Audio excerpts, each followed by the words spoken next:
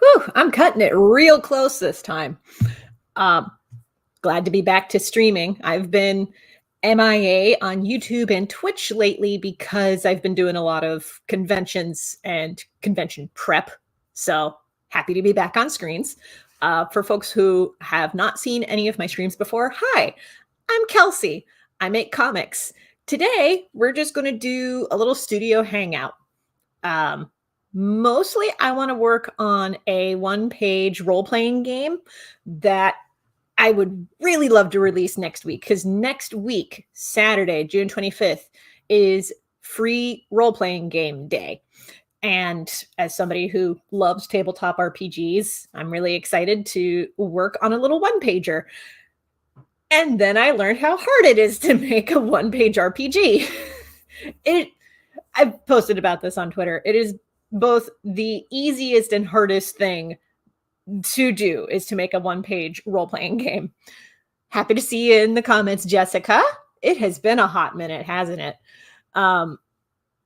Okay, give me just a second. I'm going to get some technical thingies done so that you can see what I've got written up so far.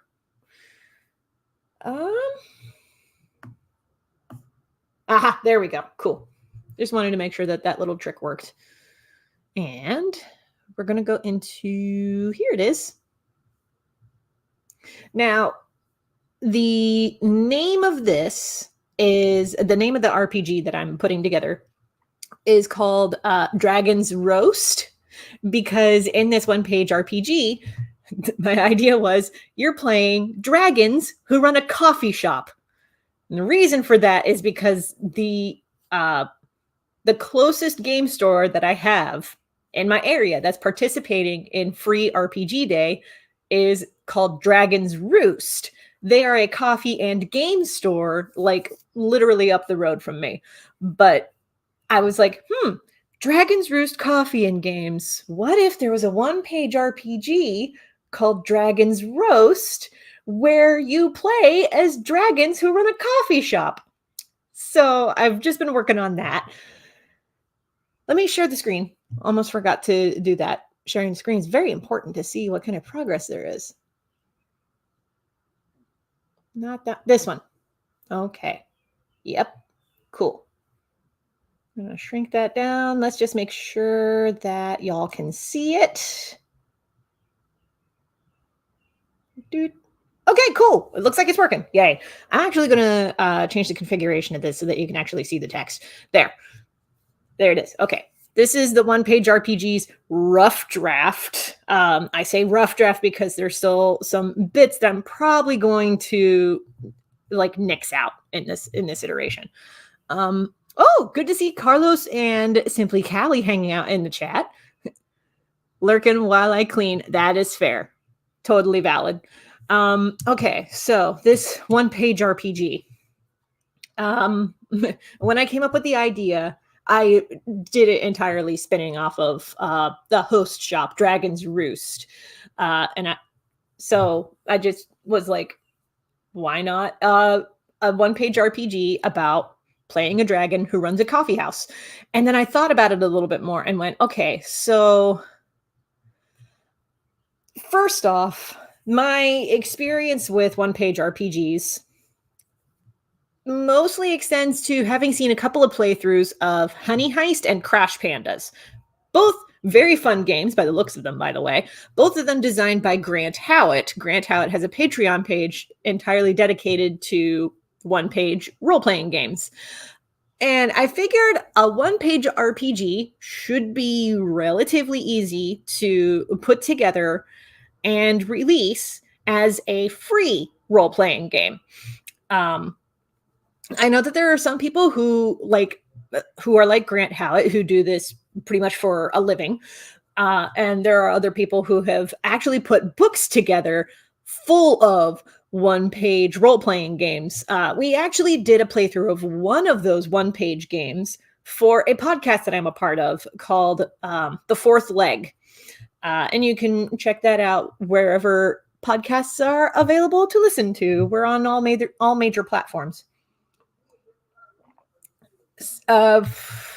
The playthrough of the one-page RPG that we did was the in-between content between seasons 1 and 2.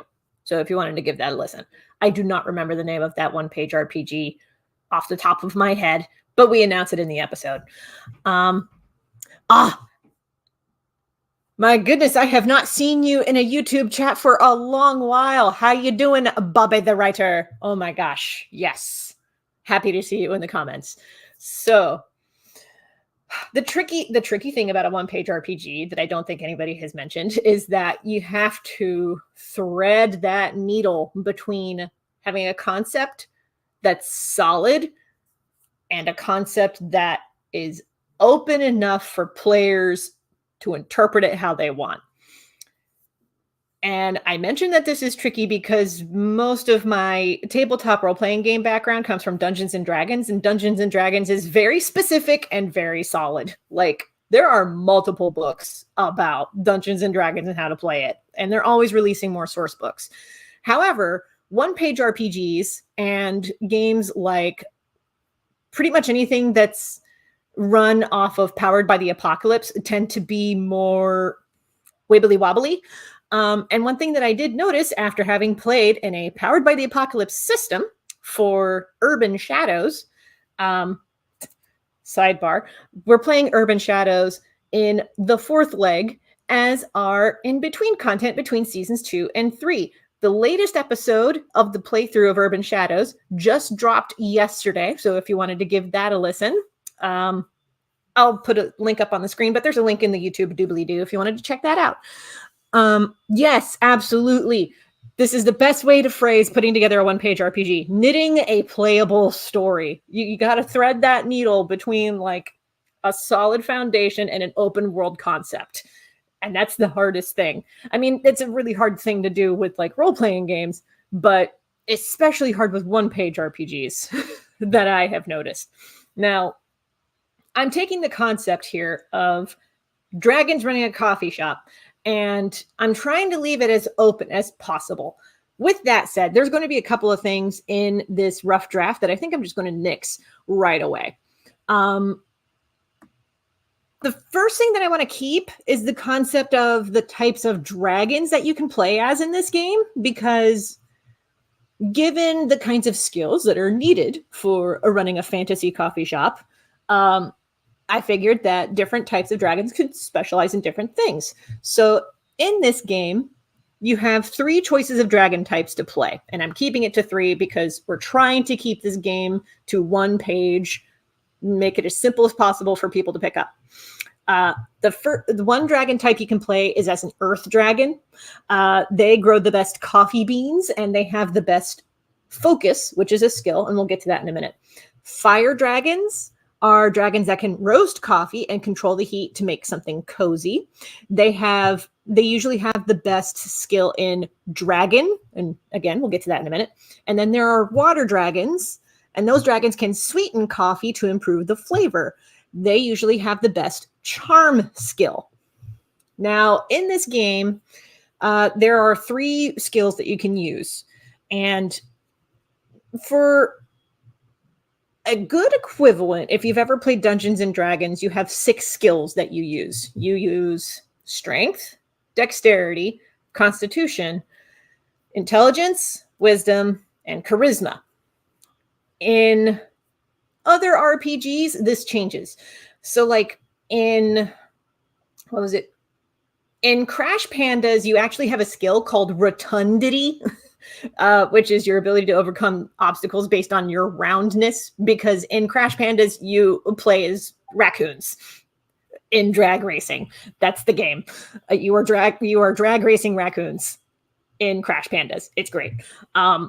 But there's rotundity, alacrity, and like 2 other skills that are in the one-page RPG Crash Pandas.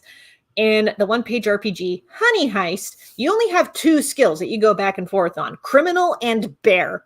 And the way that those rules are set up is that, from what I can tell from the playthroughs that I have seen, whenever you roll really badly in one, you move a point from that skill into the other one. So like if you roll for criminal and you roll really bad, you move a point from criminal into bear. If you roll really bad on a bear skill or on a bear roll and you roll really bad at that, you move a point from bear into criminal.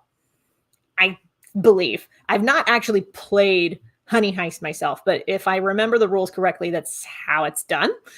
I figured for Dragon's Roast, the one-page RPG that I'm putting together, I figured that I would put it a little more in the background that I am familiar with, which is Dungeons and Dragons, where you have like a set number for each particular skill, and that number gives you a modifier that you apply to your rolls. This is kind of true for, oh gosh, I think that's kind of true for Crash Pandas as well. But rather than in Crash Pandas, rather than adding a number to a particular roll, you just increase the number of dice that you roll. So like if you're rolling for rotundity, you usually roll base 2d6, but if you're getting help from another player or you have something that is supposed to help you in the task, you roll an additional d6 to it. There's like a max cap in that game of how many dice you can roll at once, but like it eventually stacks. I've not actually gotten into the mechanics of like what dice need to be rolled for this one-page RPG that I'm putting together. That part is going to be coming up probably during this live stream, because during this live stream, I'd like to polish this a little bit more. I don't think I'm going to finish this rough draft, but I would like to get it to a point where it's like, hey, maybe we could do some test runs or something. So yeah, in this game, I created 3 different types of dragons that you can play. The earth dragons are really good at growing the things. The fire dragons are good at roasting the things. And water dragons are good at people skills, basically. And also sweetening the coffees, at mixing them all together. Okay, back to the game. The 3 stats, at least in this rough draft that I put together, the 3 stats that you use are Focus, Dragon, and Charm. Focus is what enables you to focus on the task in front of you to get the job done. Anything that uses your thinking or your wit, you will roll with Focus. Dragon allows you to handle intense heat and physical abilities. Any physical task or a task that uses fire, you will roll with Dragon. Charm allows you to smooth over tense situations or use your intimidation to scare off bad customers. Any skill that requires people skills uses Charm. Now, this next part is the section that I think I'm going to be nixing out for the sake of going into some other details that I still need to hash out. Because originally I was like, maybe we roll for scenarios that you have to encounter as a coffee shop. And then I went, well, that takes away the agency of the game master who runs the game. So I think I'm going to remove this text block, because this text block was originally, your coffee shop / store is undergoing a challenge. Roll a d4 to see what the challenge is that you face. I think I'm going to nix that. Ooh, you know what? I'm going to make another Google Doc. Drive. I'm going into the Google Drive, and we're going to make a new, come on, Google Doc. Ooh. And we're gonna call this one Dragon's Roast RPG deleted segments. I find it super helpful to have like an entirely separate document just for deleted segments that you remove from the original draft. So that way it kind of tricks your brain into thinking, oh no, it's not deleted forever. If you need it as backup, if you need to bring it back again later, it exists in a separate file. And that way it is helpful. Okay, back to the original file here. Yeah, I'm going to get rid of this other thing. Because originally I had come up with like 3 different tables, basically, to be like, okay, roll this additional d4 to see what else your shop is, because you're not just a coffee shop, you're this thing also. And then that other table was the one that we just got rid of. This third table that I had written up was, but you and your team have something special no one else has. Roll to see what your benefit is. I think I'm going to get rid of that one as well. There we go. Okay. Boop. There. There's a part of me that does want to keep this little table of like, your shop isn't just a coffee shop, though. Roll to see what else your store offers. And you roll a d4 to determine whether you are also a bookstore or a game store or an art gallery or a magical supplies shop. That was the original table for this. There's a part of me that does want to keep that in there because, like, who has a surviving coffee shop that only sells coffee anymore?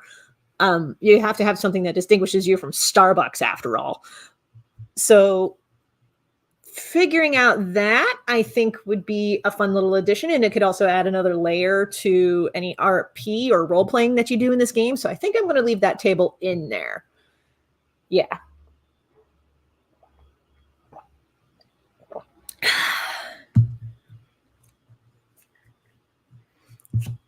Ooh, I just had this thought regarding the skills that you have. Okay, pulling a little bit of D&D background here. I'll read this out loud as I type it out. So, to determine your skills, roll 2d6. This is just spitballing here. We'll figure out the exact dice in a minute. To determine your skills, roll 2d6. Yeah, we're going to say roll 2d6 4 times and drop the lowest number. So this is, hold on. Fingers got too fast. This is what's affectionately called in D&D circles rolling for RNGesus, where you roll your stat dice. Like in D&D, you roll it. You roll 4 dice and you drop the lowest number. But for this one, I think I'm going to do roll 2d6 4 times and you drop the lowest number. The 3 highest numbers that you roll are now your stats.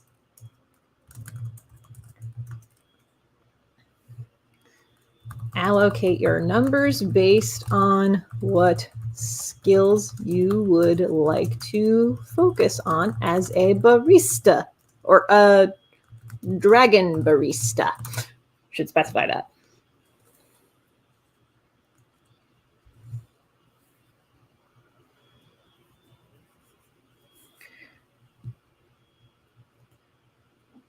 Okay. Yeah, I still want to keep this, like, I want to give the foundation for like the characters that you can play and what your coffee shop is. I want to leave like potential plot hooks and things up to the game master to figure out.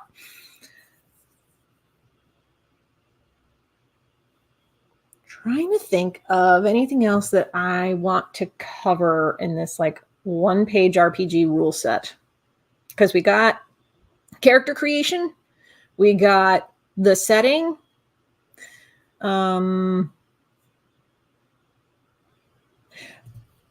do need to specify like what constitutes as a success and a failure in this game as far as roles go. So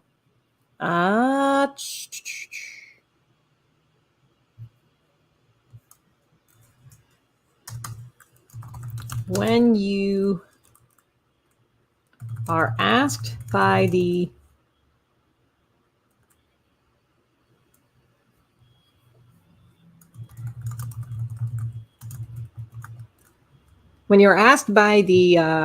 wait.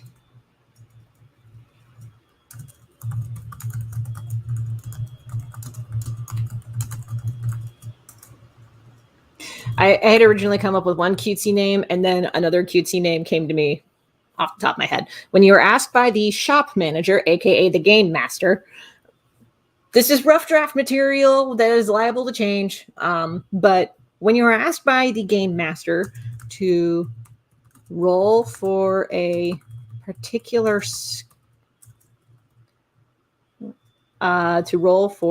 challenge, roll 2d6 in the stat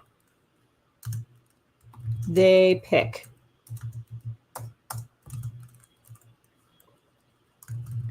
If you meet or... Oh, I just thought of a problem with this. I was going to say if you meet or beat your skill number,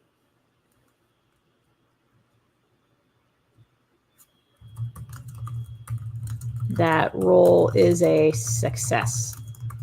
Roll lower than your skill and you fail. I just thought of a potential problem with that, though, which is that if you want to put points in like charm and you want to make yourself like super duper charming, then you would need to have, then you would either okay, I'm trying to think of how best to phrase this. So in Dungeons and Dragons, let's go with that. So in Dungeons and Dragons, say that you want to have a really strong fighter character. You would put points in strength, right? Because then the more points that you have in strength, the stronger your character is. And the stronger that they are, the larger the modifier is to add onto your dice rolls, right? So, okay. Okay.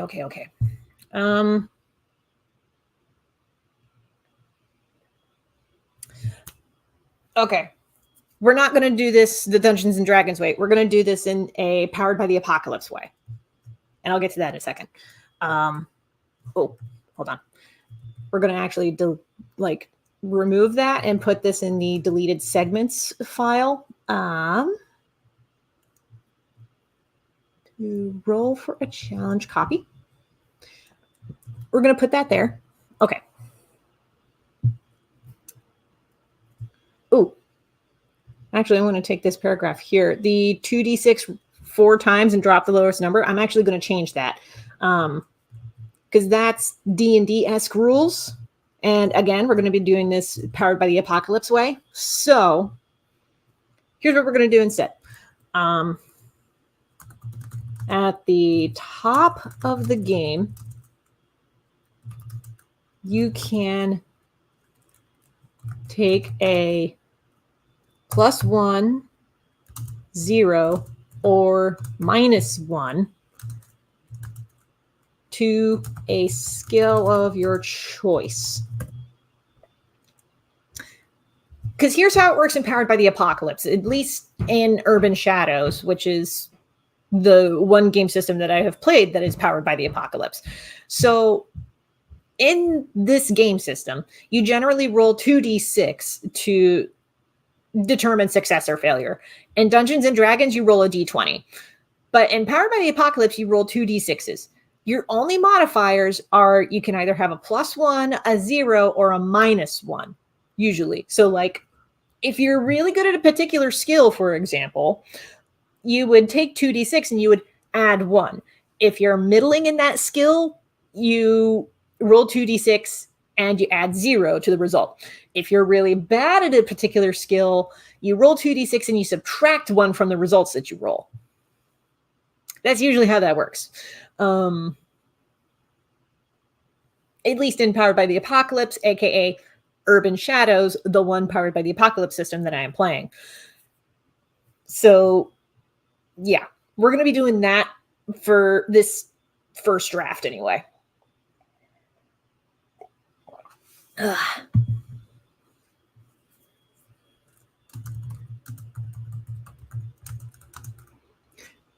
I'm going to put a little example here to clarify this. For example, an Earth Dragon would have a +1 to to focus, a 0 to dragon, and -1 to charm, as an example.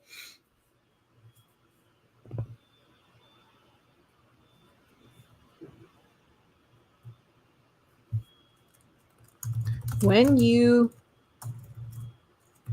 are asked by the GM to roll in a skill, you roll 2d6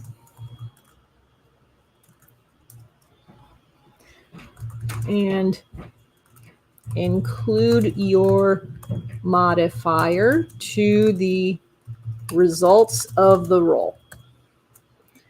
And then I'll also add a little paragraph for like little addendums, because I may add the mechanic of like, if you're being assisted by somebody, you roll an additional d6 or something like that. Okay. I think this is a good place to start. And honestly, these are good rules to start with, because the aim with most one-page RPGs is to get people who have never played a tabletop role-playing game before to try out a system. That's the entire aim of a one-page RPG. Is it's targeted for new people. So you want to try to keep the mechanics as simple as possible and the number of dice as simple as possible. And that's why a lot of one-page RPGs will roll with D6s. That's Monopoly dice. That said, I did come up with the idea, and I'm still trying to figure out how I'm going to incorporate this into the game.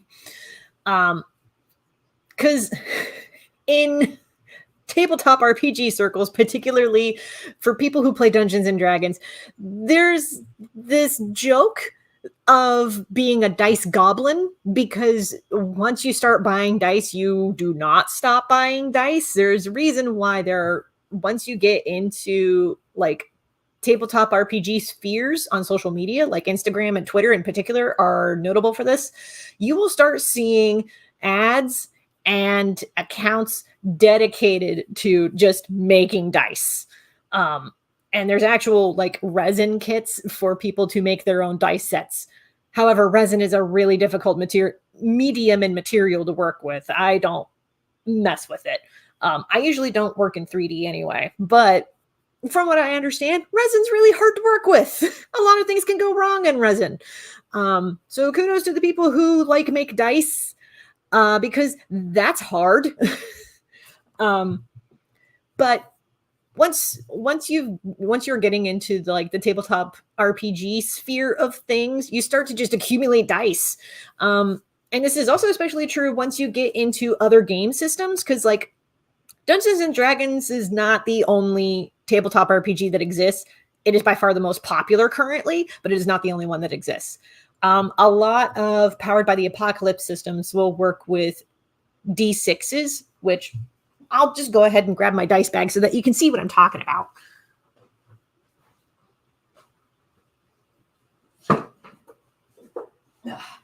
I still have to decorate this box, but woof. Okay. Let's shrink this down so that you can see. Okay, I still got to decorate this box, but this is probably one of the most fitting finds at Michael's for somebody who plays role-playing games, because this looks like a book and it's a box.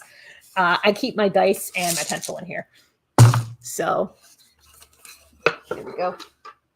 And yeah, Powered by the Apocalypse. It's a revelation. You are not wrong.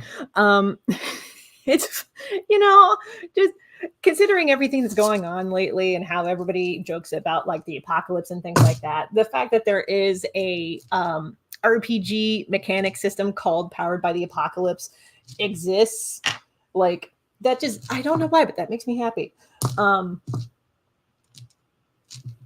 Yeah, it's called Powered by the Apocalypse because the game mechanics of like 2d6 and modifiers of +1, 0, and -1, those are from a game called The Apocalypse. But the mechanics were so easy to work with that lots of tabletop RPGs started using those mechanics and calling it powered by the apocalypse. That's why that is. You're welcome. Today you learned. Okay. 2d6 is just these. These are d6s. They're also these. So, you know, Monopoly dice. These are the kind of dice that you get from Monopoly games. This is a D10. D10s are very similar to D8s. Here, we'll use my head as a background so that you can see better. But this is a D10. These are 10-sided dice. And whenever you roll a zero, it depends on the game that you play, but usually when I run games, I treat zeros as 10. D12s. This is a D12. These don't get a whole lot of love in tabletop RPGs. It is my understanding, though, that there is at least one game system, and I think it's Genesis, uses D12s. People who are watching this, feel free to correct me if I got that mistaken.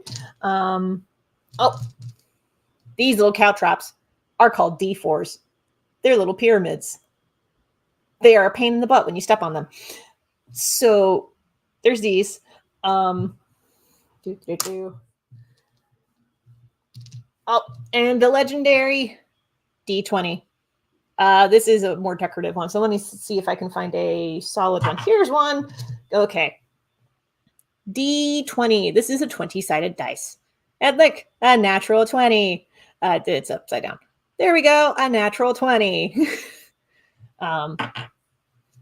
Yeah, there's those and but like I have an entire bag full of dice, and I had the idea for this one-page RPG called Dragon's Roast because dragons are known for hoards. I was like, what if this game rewarded people for having hordes of dice? So I still need to figure out a way to like work that into the game, but that is an idea that came to me. So I'm going to be figuring that out somehow, some way.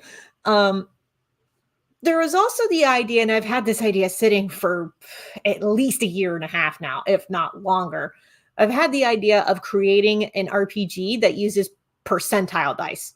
Percentile dice are a variation of 10-sided dice.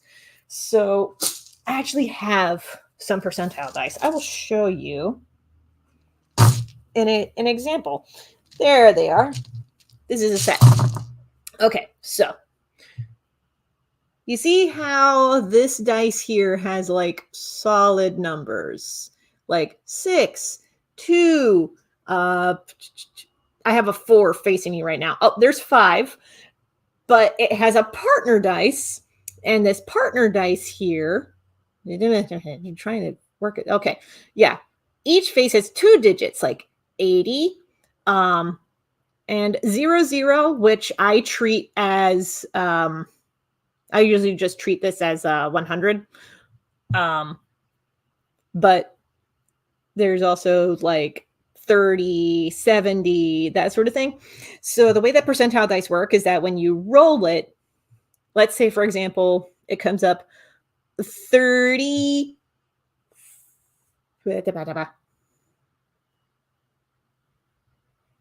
For percentile dice, when you roll a 0, you just treat that as a 0. Like the single digit 0, you treat that as a 0. So yeah, for 40 on the larger dice and then 0 on the other one. Now, they do make 100-sided dice. I've never known anybody that actually plays with them. People usually get them as a gimmick. The alternative, if you wanted to roll a D100, is to just go to Google and ask Google to roll a D100. That is an option. For people who do not want to indulge in, dice hoarding habits, there is the option of going to Google and saying, hey, Google, roll a D100. Or, hey, Google, roll 4 D20s, or whatever it is. But I did have the idea way back of creating a role-playing game that utilized percentile dice. Still need to figure out the mechanics for that. And I need to figure out how that would even work. But yeah, this aside, brought to you by my dice collection. Yeah. Anyway, back to creating this game. Roll a Google. Yes. Roll a Google. It's a good way to put it. Although maybe don't roll a Google, because Google is actually technically a number. The really high number, Google, is actually spelled different. The search engine Google is spelled differently from the really high number. But today, maybe you learned that there is an ultra high number that is called a Google. You're welcome. I do not remember how many zeros are involved in a Google, but there's a bunch. So, back to creating this one-page RPG. Yeah, to start with this particular draft, we'll do Powered by the Apocalypse rules, where you take a +1, a 0, or a -1 to a skill of your choice. Yeah, and for the sake of this, we're not going to have the players roll like what their exact stat numbers are, like Dungeons and Dragons would have you do. Instead, it'll just be you take 2d6, you roll, and depending on what type of roll that it is, you add your modifiers to it. So, like, say, for example, oh, there's a pain in the butt customer who's talking to you, dragon. I need you to roll for charm to make sure that you don't actually eat them. So when you roll for charm, you take your 2d6 and say that you have really good charm. You take your 2d6 and you add 1 to the result that you roll. If you're not super great with people, you would subtract 1 from the result, for example. Now, if I'm keeping this in, I may rephrase this for the sake of clarity, but I think for now, for this draft, I'm just going to keep that in there.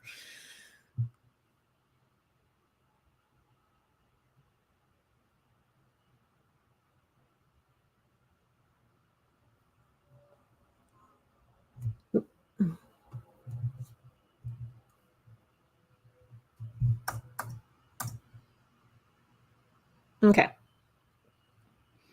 Trying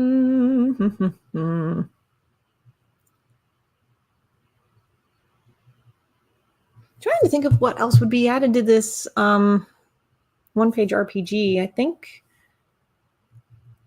this is okay for now. Now, this is just the text version.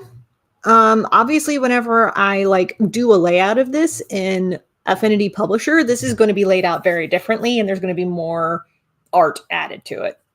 For now, we're going to start with just the text version so that I can see how it reads. That's how we're working with this.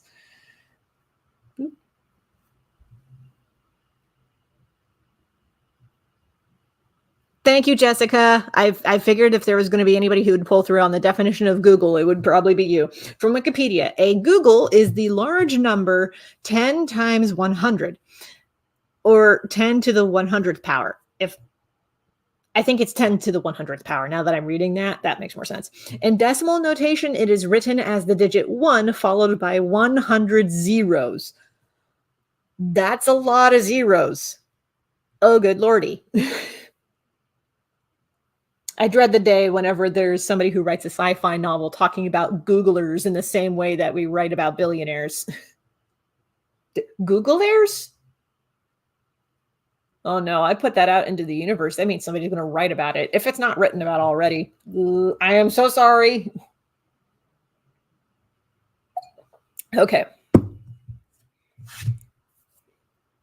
Okay, I've been talking a lot about one-page RPG stuff. I think I might need a break and work on something else. Let me look at the sheet again. Okay, so you got your dragon types.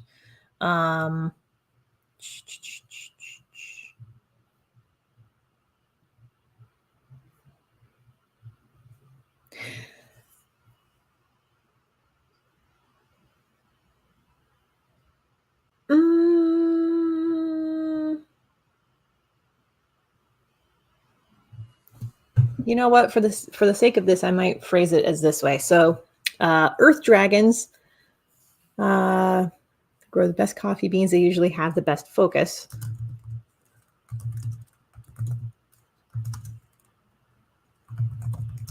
Their stats usually look like +1 to focus, 0 to fire, -1 to charm. Again, this is rough draft stuff, so there's going to be a lot of things that will move around, get removed, be rephrased, all that stuff.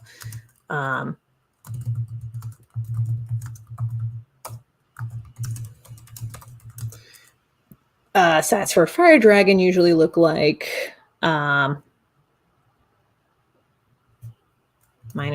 to focus, +1 to dragon, 0 to charm.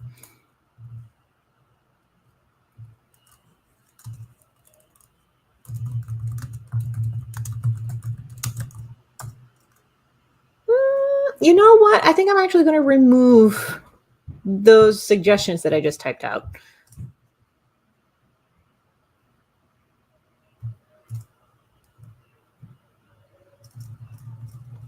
Because that should be up to the players to determine where they want their +1 zeros and -1s to be. I had originally started typing out suggestions, and then I went, oh, but there's going to be people who are going to interpret that as like law, and I don't need that for this game. So, I mean, if you wanted to play an earth dragon that has more charm, cool. You know what? I will do this.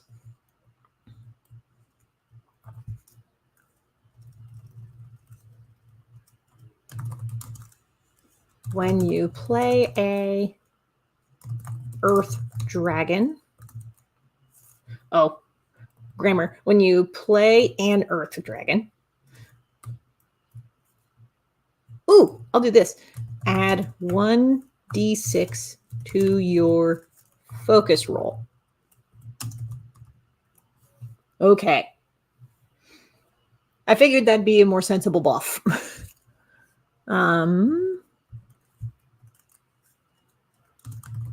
When you play a fire dragon, add 1d6 to your fire roll.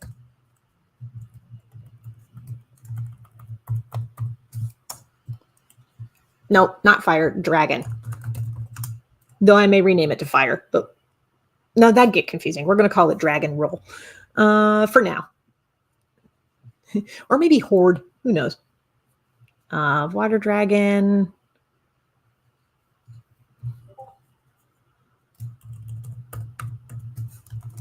When you roll with charm. Wait. When you play a water dragon. There we go. When you play a water dragon, add 1d6 to your charm roll.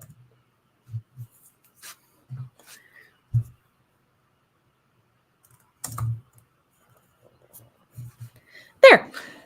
I think that may help balance out, because like if you wanted to play an earth dragon that has more people skills, you can have that extra d6 to your focus roll, but still get a +1 to your charm, for example. I may add a little mechanic in here for like if you want to play a dragon that is more than one type, like if one of your parents was an earth dragon but another one was water, then that stat could be figured out differently. Maybe make it a d4 in the two stats instead of a d6 to 1. We'll see. That can incorporate the extra dice that I was talking about, wanting to, wanting to reward the dice hoarders in this game, as it were. Oh no, what have I started in the comments? The rise of googly ears. The Google ears. Oh, geez. 2045. Oh, geez. It's like Blade Runner. Oh, I am so sorry. I'm so sorry, Internet, for bringing this upon you. Anyway. Yeah, I think, you know what? I think I'm going to set this aside for now. But we got a good start so far. And so far, this is one page. Pretty good. Pretty good. I think after this, I'm going to actually remove. I'm actually going to send that Google Doc over to my co-hosts from the fourth leg and see if they can give me some feedback. Or Terminator 2 Judgment Day. Yes. Let's work on some other stuff, actually.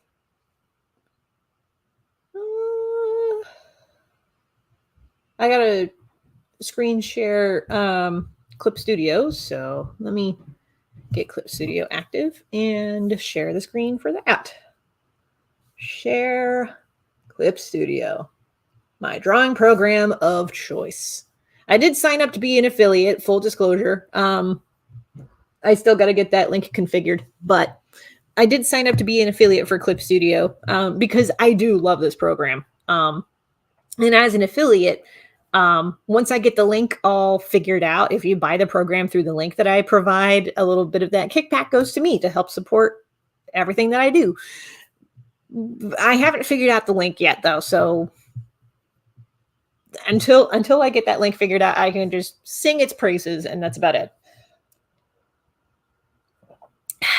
Okay.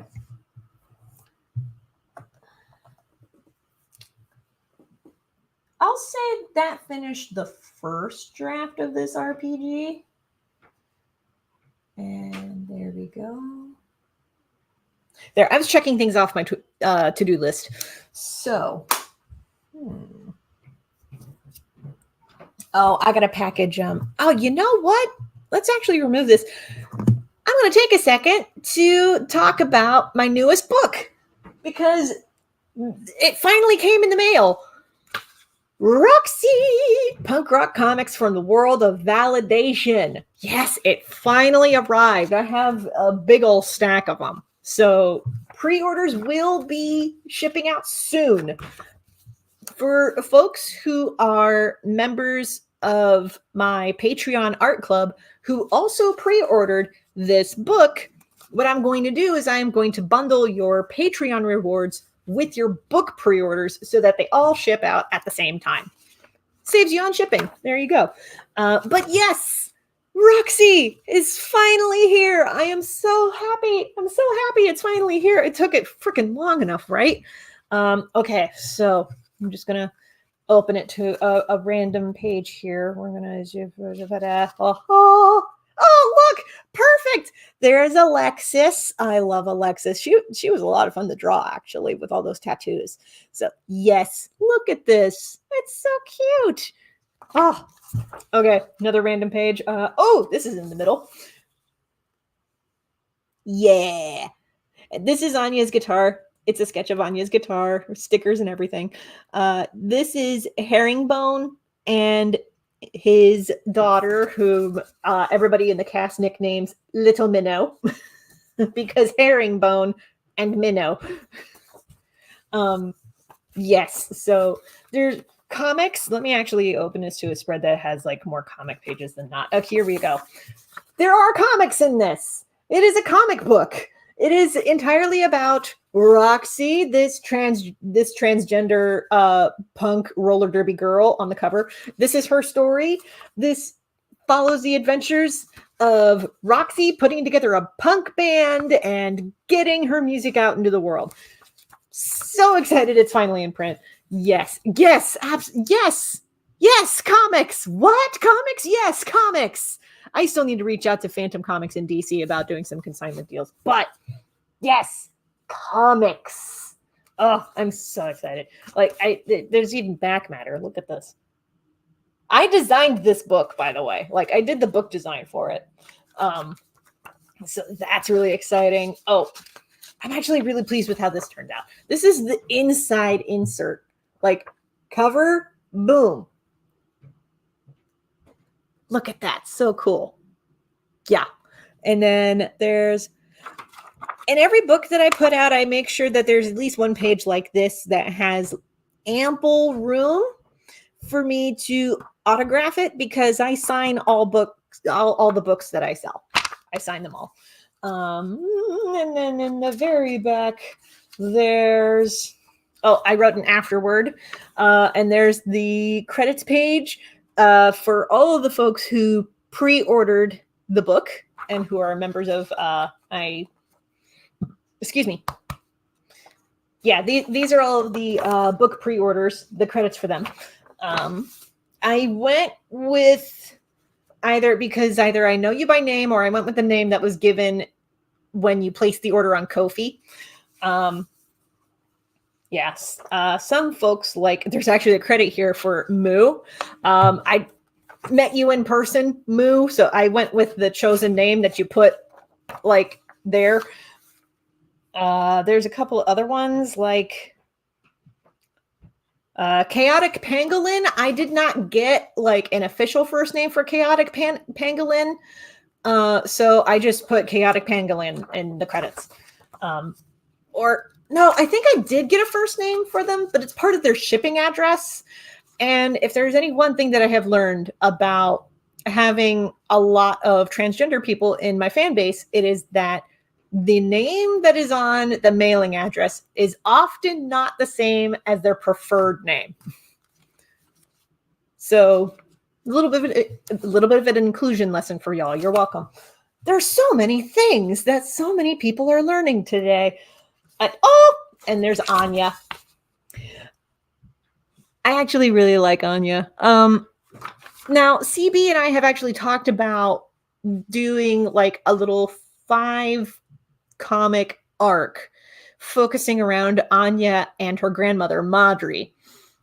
And we've talked about that because it's canonically established that they're both Russian.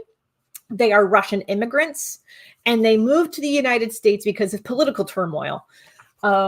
It's never really stated outright in the comic. It's just something that I've had in mind as the backstory for Anya and Madri. The reason that they came to the United States is because Anya's parents are under arrest for, having political views that the Russian government does not necessarily agree with. So that's why they came to the United States. And it's also why Madri is metal as heck, because like Madri is a grandmother covered in tattoos, and I don't remember what exactly they translate to, but I have the implication that Madri is like super into protests. I mean, the first time that they meet Madri canonically in this comic is they meet Madri in person at a vigil for somebody who died protesting racism. So there is that. Yes. Okay. I'm glad to see that there's, an interest in a little story arc about Anya and Madri. So that's something that I think I'm going to do a little bit more research on first, because I am not Russian.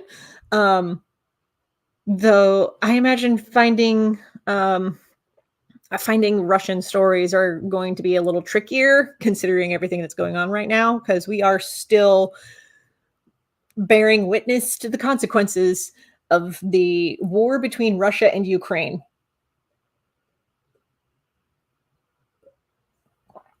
So doing the research for that is going to be interesting. But we've talked about doing a story with Anya and Madri because of the Russia-Ukraine war. I don't feel comfortable writing it yet. Eventually, I'll get there. Till then, I'm working on New Punk Signal and a few other comics. I am working ahead of schedule on The Legend of Jamie Roberts. So The Legend of Jamie Roberts, I think page 148 just got published. 149 is next week. Which, spoilers, This is towards the end of chapter 6. And because I'm working on pages ahead of schedule, I actually just wrapped up the final page of chapter 6. So I'm going to be doing my usual hiatus pretty soon, because I usually have a hiatus between chapters of Jamie Roberts. Previously, they would be like 2 weeks long, though there have been some hiatuses that lasted a lot longer than that. I'm hoping that this next hiatus that I take is going to be kind of on the shorter end of things, but I do want to take a hiatus, not just because it's the thing that I do between chapters. I do this so that I don't burn out. Because it can be really easy to burn out whenever you're making a comic page every week. Learned that the hard way with Johnson and Sir.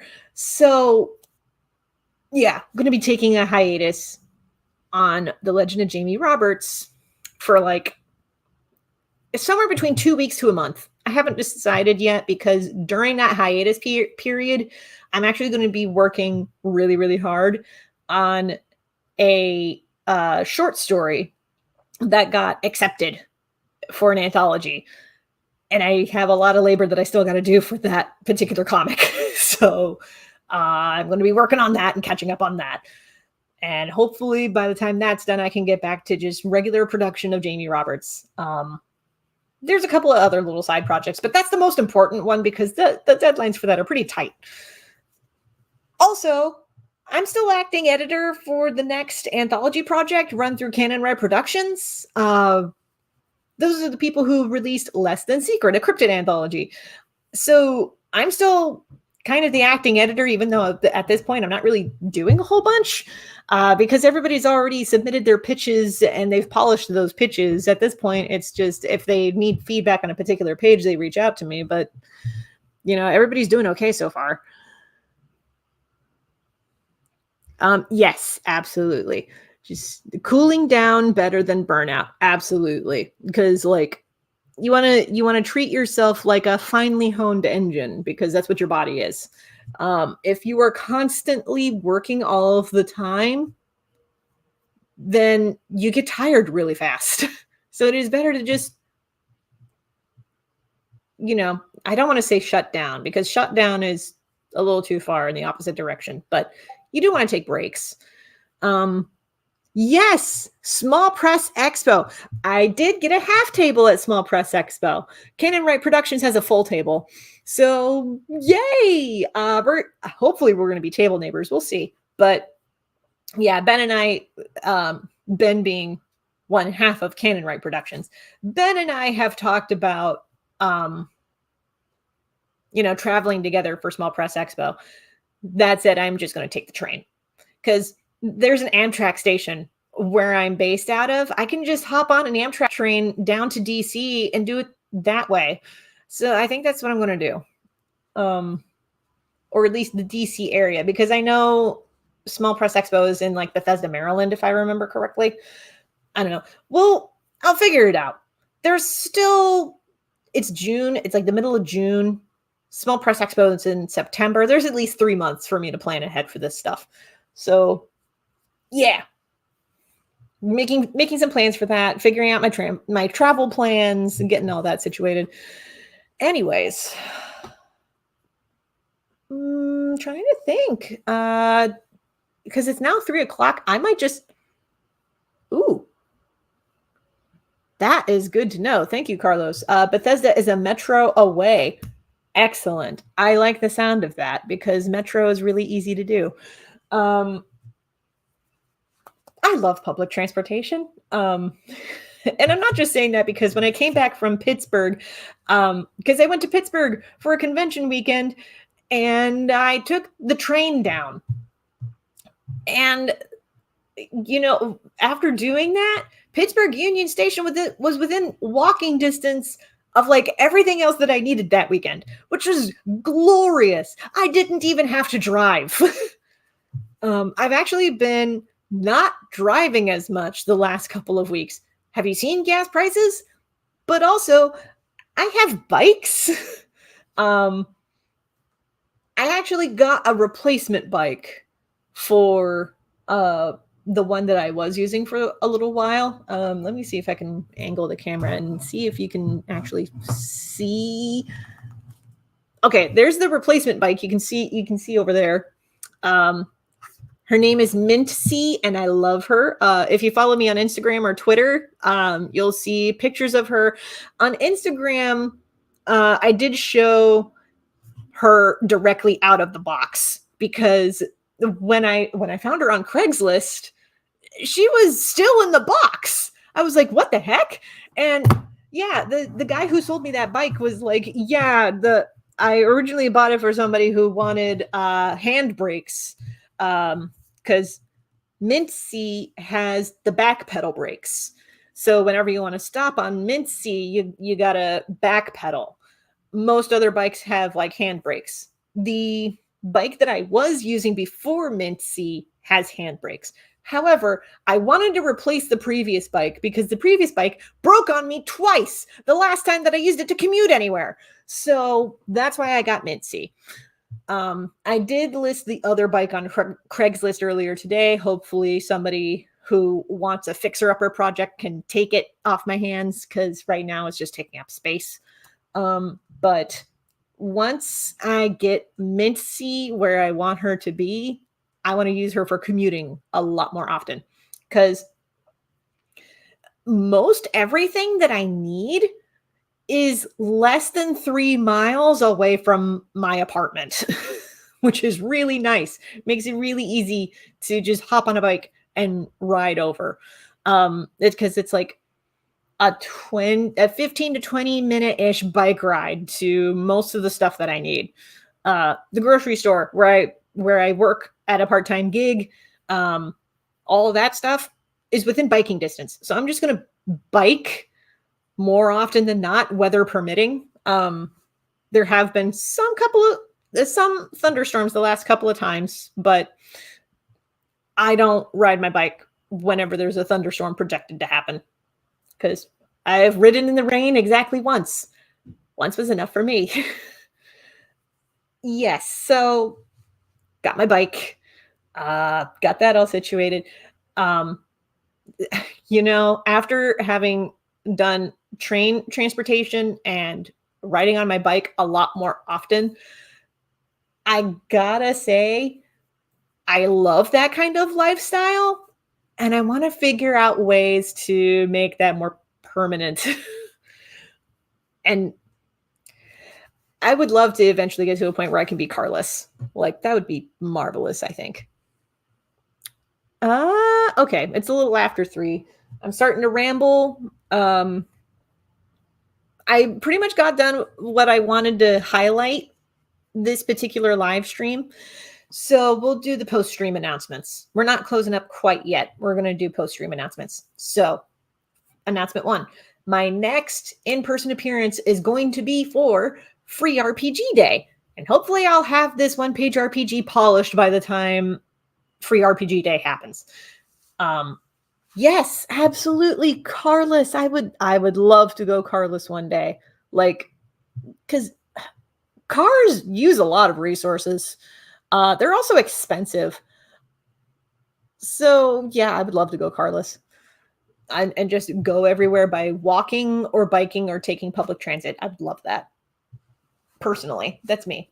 I know not everybody feels that way. I know that if you live in a more rural area, that's really hard to do because in rural areas, they don't have public transit. You kind of have to have a car when you're out in the middle of BFE. But if you're in a city, you can get away with going carless a lot more frequently.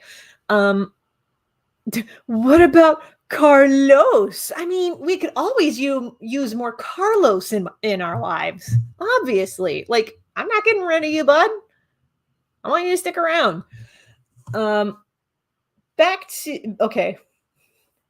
Hard pivot back to the post-stream announcements. So my next in-person appearance is going to be free role-playing game day. I just drew a blank in my head. Excuse me. I need to get water. So free RPG day in my neck of the woods is being hosted by Dragon's Roost Coffee and Games in Holland, Ohio. So if you're in the area and you are able to go, June 25th, that's next Saturday, I'll be at the shop for a good chunk of the afternoon. So I hope that I can see you there. There's going to be more details in my email newsletter. If you would like to sign up for that, there's a link. Oh my God, words. There is a link to sign up in the YouTube doobly-doo. There, words, good Lord. It has been a minute since I've done a live stream. Next stream, unless something happens, I'd like to do my next stream this upcoming Tuesday. Then, obviously, because of Free RPG Day, no live stream next Saturday. I'm going to get back into doing live streams twice a week to the best of my ability. So, other announcement, the stream schedule is probably going to be wibbly wobbly for a bit because I am quitting one part-time gig and moving into a new one. Now, the new part-time gig, the hours have not been entirely set yet, but they will likely be happening in time slots where I used to do live streams. So the schedule will likely change in the next couple of weeks. I will keep you posted on that as soon as I find out more details and get things figured out. So the Tuesday-Saturday schedule may not be permanent. Just giving you a heads up. Any other details will be announced on my email newsletter or on social media. Links for all of those are going to be in the YouTube doobly-doo. If you're watching this on my blog, it's on my website. I'll put a link for that up here. Hold on, I forgot to make a link for that. Hold on. Boop. Adding, and there we go. There. Any other announcements about changes to the live stream schedule will be posted on my website, kelcidcrawford.com. If you would like to read my webcomic, The Legend of Jamie Roberts, you can do so at thelegendofjamieroberts.com. I do not post it on Webtoon because it is not Webtoon friendly. That's all I've got for now, other than just shameless plug. If you liked what you watched and you want to support more one-page RPGs, more webcomics, or anything like that, check out ko-fi.com/KelciDCrawford. That's ko-fi.com/KelciDCrawford. And that's all I've got for now. Tune in next Tuesday for the next stream, unless something extraneous happens. I'll post about it if that's the case on social media. That's it for now. Thank you all so much for watching. And thank you everybody who was in the live chat today for, hanging out, chiming in and all that. It was great to see y'all. I will see you next time. Thanks so much for watching. You are awesome.